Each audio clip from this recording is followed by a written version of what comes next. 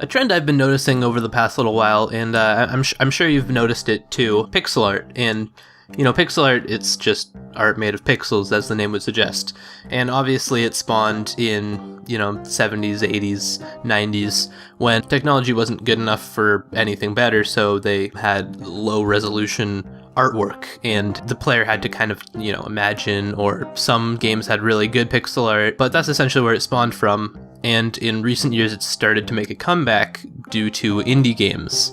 In recent years, by that I mean like in the past decade or so. And it really comes from the whole idea of indie games not having a budget, or having a very small budget, to the point where they kind of have to make their own art assets, and art assets can be a challenge to create, so they need to make pixel art, because it's a lot easier. One of the first examples of this would probably be Cave Story from the developer Pixel, which was released in 2004, so again, a decade ago. And he made it while he was in college. There are a lot of indie games these days that have 3D graphics, but this was 2004, so really, in this era, it was kind of like big companies were only really delving into 3D graphics. 2004 was like Half-Life 2, games like that. So it really wasn't accessible to the indie market.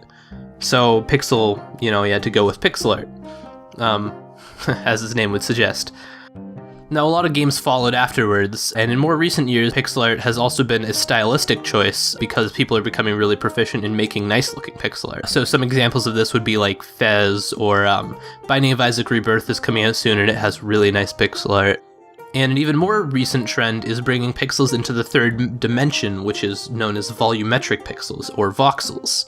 Voxels were occasionally used in older games, but they're gaining popularity.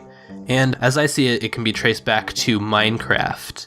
Minecraft's cubic art style is probably best explained by the fact that it was written in Java using the LWJGL library. That's not to say Java's bad, but it's hard to create a high-fidelity 3D product without some trickery. Minecraft was widely successful, showing sales figures in the tens of millions, and this broke the floodgates to hundreds of people who thought they could make a quick buck, and they were right. And kids who were inspired by it, I think it's safe to say that all of these clones were horrible. After a while, Minecraft went multi-platform and the ripoffs dried up, because most of the reason people were buying these ripoffs is because, you couldn't get Minecraft on Xbox 360, you couldn't get Minecraft on tablet or iPhone. But after Pocket Edition came out and Xbox 360 Edition, and it's getting ported to various other systems, so they started dying out and left behind some more creative and inspired games. And that brings us to what I'd like to talk about today, which is a game called Trove. And with that out of the way, I want to take the next chunk of the video to talk solely on Trove, its merits, high points, and criticisms, and keep that intro monologue in your head throughout the video, because I will touch back on that later. Trove is a voxel-based MMORPG by the company Tryon Worlds, who are probably most well known for Rift. It's planned to be a free-to-play, but it's currently in very early alpha. As far as I know, you can only get into the alpha one of 3 ways. You can buy into it for at least $20, which is what I did. You can try to obtain an alpha code. They give them away through like Twitter. They have a Twitter. They give them away through the subreddit. And there are some various other ways you can get it. Sometimes you might even be able to find someone who's just giving them away who has nothing to do with Trove. The third way you can get an alpha code is if you make an asset for the game, so like maybe like a weapon or a dungeon or something, because they give out free tools for you to like try and make that kind of stuff. If you make an item that gets into the game, they will give you a copy of the game. Or what another thing you can do is you can apply for the alpha and wait for them to email you, but they're not really sending them out that fast, so I wouldn't hold my breath. If you're okay with waiting until beta, that's only $5, and when the full release comes out, it will be free to play, so if you're really patient. The full release is pretty far down the road, so maybe I can convince you to become an early adopter. Also, if you pay into the alpha, you get a bunch of in-game money, so they do make it worth your while. So, Trove plays like any other MMORPG, but with a few major core gameplay differences that really set it apart from any MMO I've played. The worlds in Trove are procedurally generated to create a unique experience with each adventure. I realize you've probably played a million games that use procedural generation, but in an MMO, this is a real game changer. Dungeons are placed randomly too and are a great source of XP, as well as better items. Being voxel-based allows for the capabilities of building, as well as mining resources. Now I know what you're thinking, this is an MMO, won't anything I build just get griefed? Nope, thanks to cornerstones. A cornerstone is a plot of land that you can claim and build whatever you want on. It's essentially just a small square of land and it has a sign in front of it, and you can take the spot of land. No one else can build on it except for you, and every time you go to a new cornerstone and take that, your house will be destroyed and rebuilt in the new place. So it's like a pocket house essentially. It's a really nice system and you don't have to worry about anything. You can just keep all your chests and stuff in your house. There's cornerstones all around and you don't have to pay anything when you get a cornerstone. You can also build a homeworld portal, which is essentially a portal that goes to a small world that you can build in, but you can't open it to everybody. The building in Trove has some real ingenuity going for it, and it's really something I didn't expect. It just never occurred to me that you'd ever be able to build in an MMO. Trove is very movement-based because of how much the world varies in shape and size.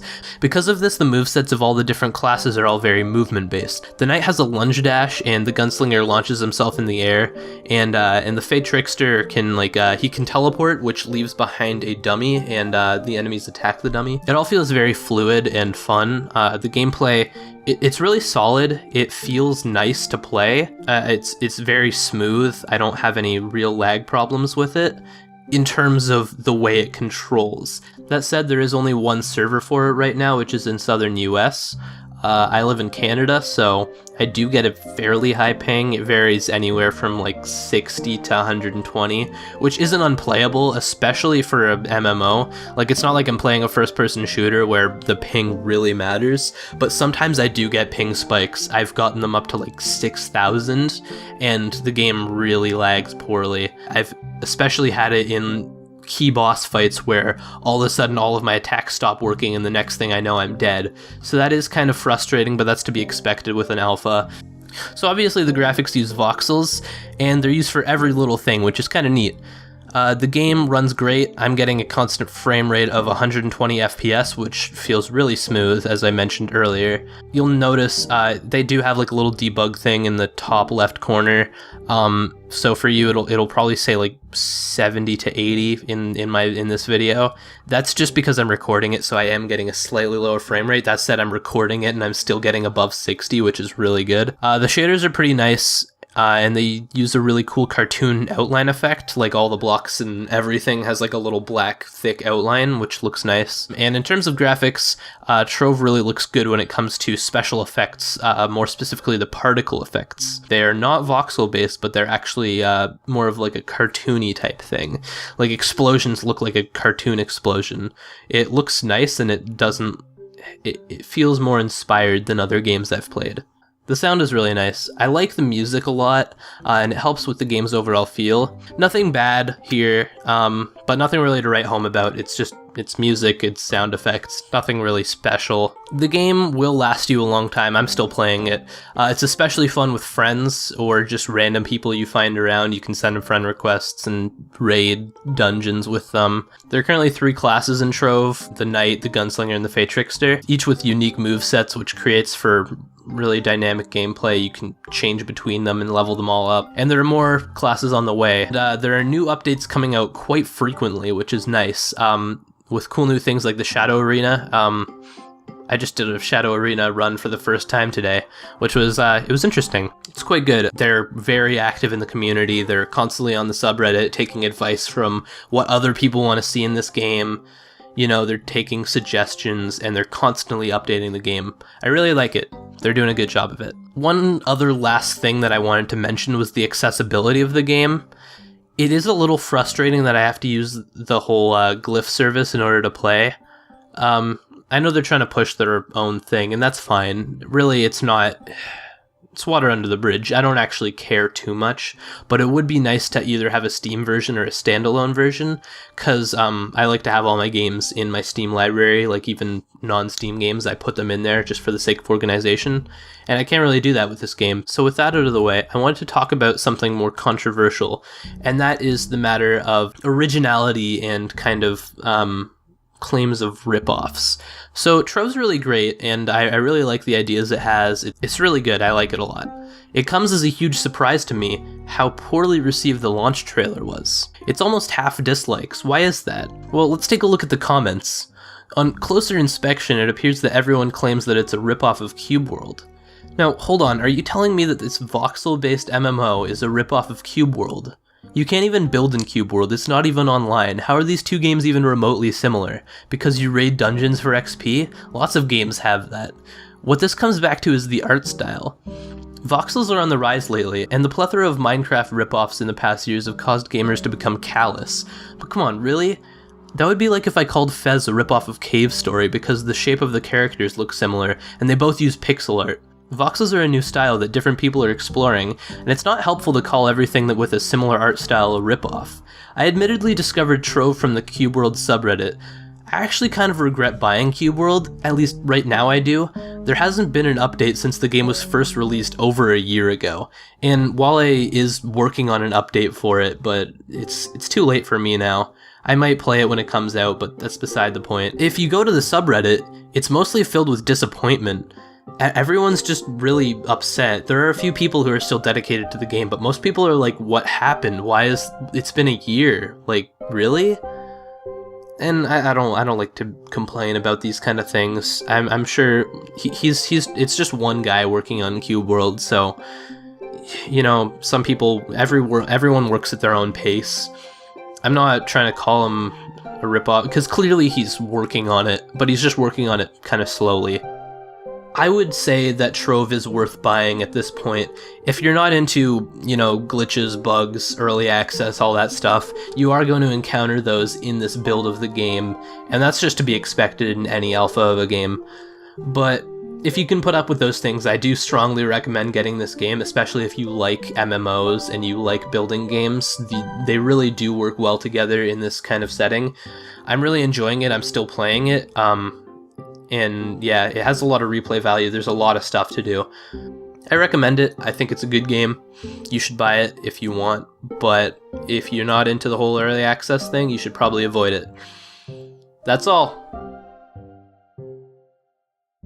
Hey there, it's Nick. Thanks for watching my video on the game Trove. Sorry if it was a bit of a ramble. I did have a lot of details to put out there.